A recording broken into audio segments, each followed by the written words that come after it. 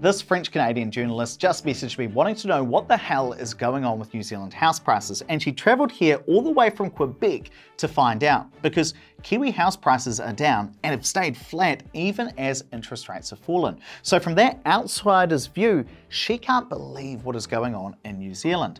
And I said to her, New Zealand's housing market isn't broken. This is how it's always worked.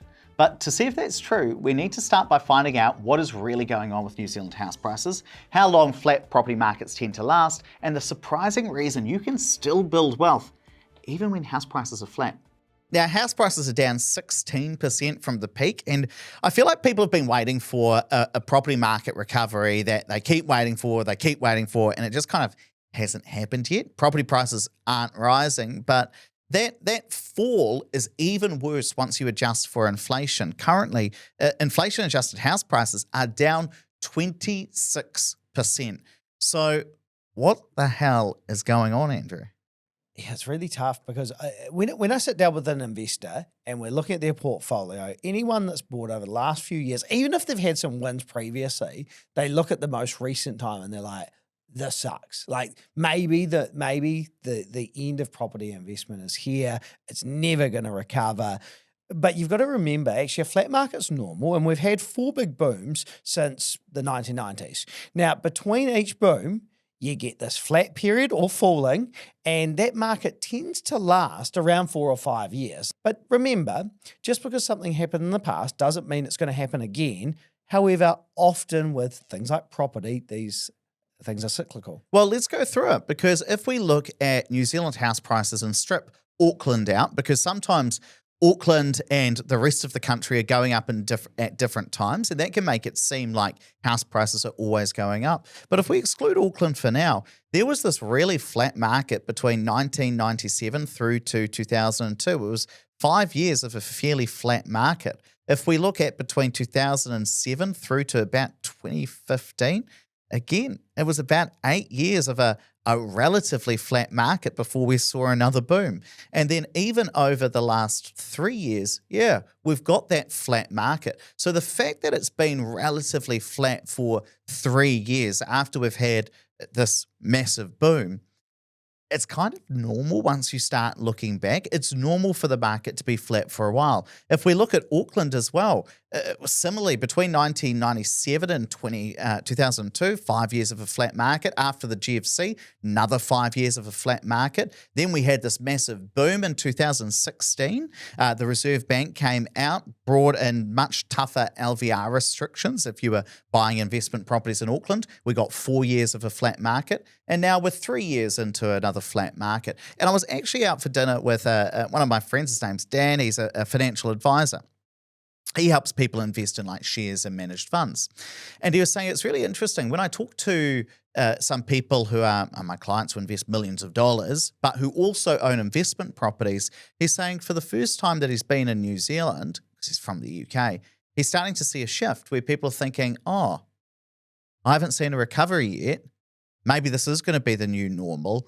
And actually, maybe I'll just sell up and book the loss now. That could be the right decision for them, right? But it's just to say, and this was his message, flat markets are relatively normal. And that's what he said to them. But the issue that we're seeing here is that people are keep reading about a potential recovery. Oh, when's it going to get better? When's it going to get better? And there was 5% next year. Maybe it'll be 5% next year. And then it doesn't come. And then they think, oh, it's all over. It's all over, Andrew. Yeah. Why are you laughing at me? Well, in my head, I was imagining you singing "The Sun Will Come Out Tomorrow." I don't know why, but that's what was playing in my head. If you want to know, I'll start throwing freckles on, get a little orange come on, wig. do it. You can do it. No, I'll be like little orphan Annie. Come on. By the way, that's not offensive. That's just the movie.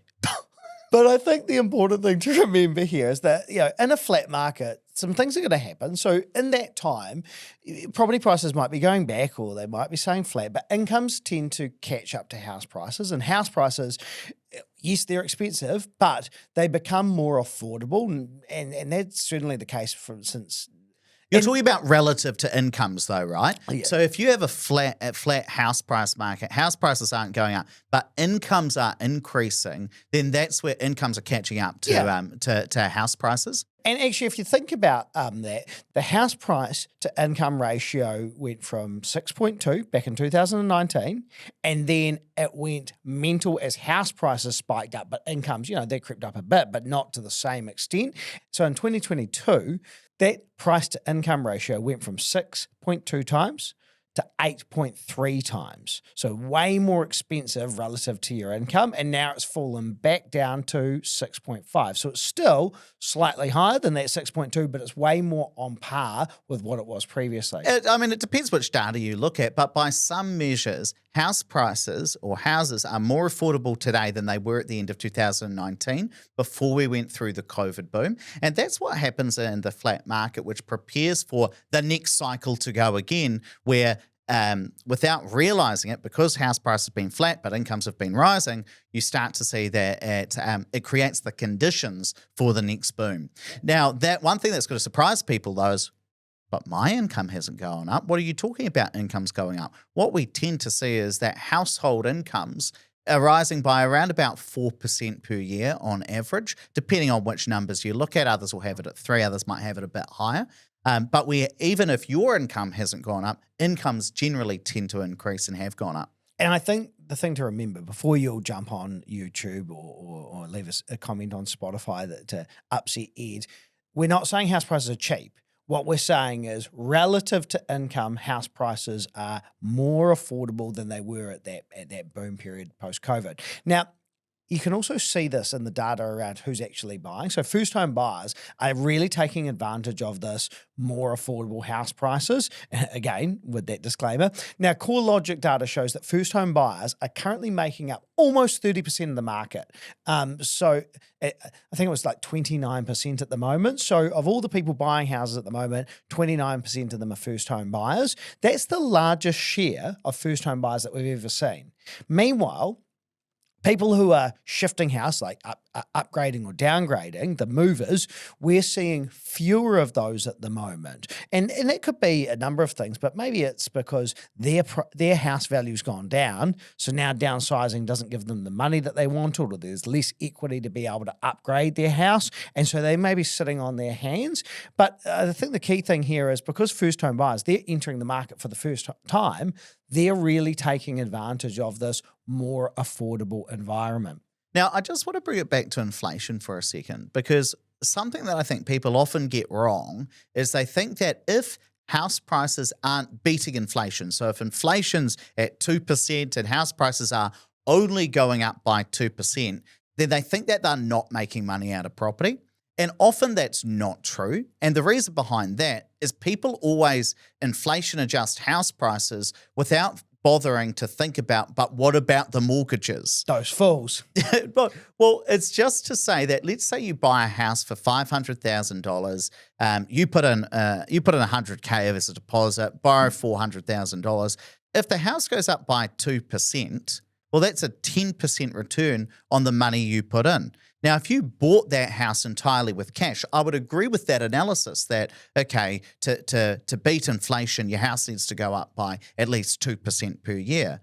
But if we put debt in there, if we're buying properties with mortgages, then it changes the maths of it. And the reason is because if you have a situation where houses are just going up at the rate of inflation, so what we call real house prices or inflation-adjusted house prices are basically staying the same. You've got to remember that inflation erodes the real inflation-adjusted value of your mortgage, which is basically to say your mortgage is staying the same while your house is going up by 2% per year, and you're making money between the difference of it because inflation isn't increasing your mortgage. Your house value is going up slowly or maybe slightly faster than the rate of inflation, but your mortgage is staying the same. So you can create real wealth even if the real value of your of your house isn't increasing. I know it's a nerdy point, but the thing that gets up my goat, Andrew, is people talk about inflation-adjusted house prices as if house values need to beat the rate of inflation for people to make money. But if you've got debt, it changes the maths of it. But it's very difficult to see what debt the average person have. $309,000, by the way, according to Westpac. And so people don't bother to inflation-adjust the value of your mortgage. Now, for those of you still awake, I get that. No, they are awake, Andrew. They understand the economics of it. They're hungry for it. It can be quite confusing. Like even one of the long-time listeners of the show, Manuel, emailed us asking about this or called us asking about this afterwards. But the key thing, even if you can't get your head around it, because I get that, inflation is a property investor's best friend because it decreases the real value of your mortgage. And, you know, over time, your property goes up in value, even if it just keeps up with inflation. But so does your rent as well. Remember, your rent's going to go up over time as well. So just remember, real simple terms, inflation is a property investor's friend if you've got debt. Now, I've calmed down. You're all right? Your heart rate back down? I've calmed down. Now, what I do... do you know, it just annoys me, Andrew, because then people read and they're like, according to, you know, maybe like Infometrics numbers, house prices are only going to go up by 1% per year. That means you're not going to make any money. That was by one of the projections that I saw. It might have been like 1 or 2 years ago, but it's in my head.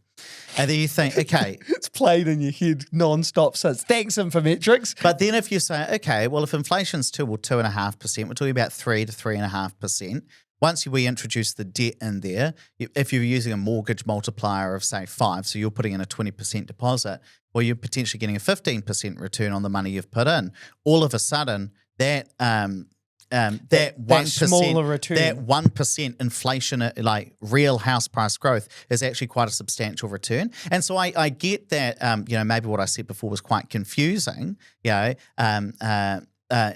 you know, but you have to take everything into account when you're thinking about inflation, not just the house prices, right? And look, if you want to see what these numbers look like for you, your deposit, your income, your situation, then that's what a wealth plan does. Now, you can get this for free. You sit down with one of our financial advisors and my and Andrew's team at Opus Partners. These are the guys we've trained and who get the tools and the spreadsheets that I build for them. And if you want to sit down with them and create that free wealth plan, just go to our website, opuspartners.co.nz, pick the financial advisor you want to work with, book a time that suits you. They'll run your numbers. Go to opuspartners.co.nz and click the big orange button. And they'll never yell at you about inflation like Ed does to me. No, Derry will. Derry, one of our financial advisors, is a man who is passionate about inflation. Very passionate. So now you know what's really going on with New Zealand house prices, why the flat market isn't broken, and why this is when smart investors make some of their best moves. But not every city is equal, right? Some are S tier, the best places to buy. Others, I don't know a country mile from. And I've ranked every New Zealand city for property investment, and some of these rankings will make people angry. Click the video on your screen and watch it now.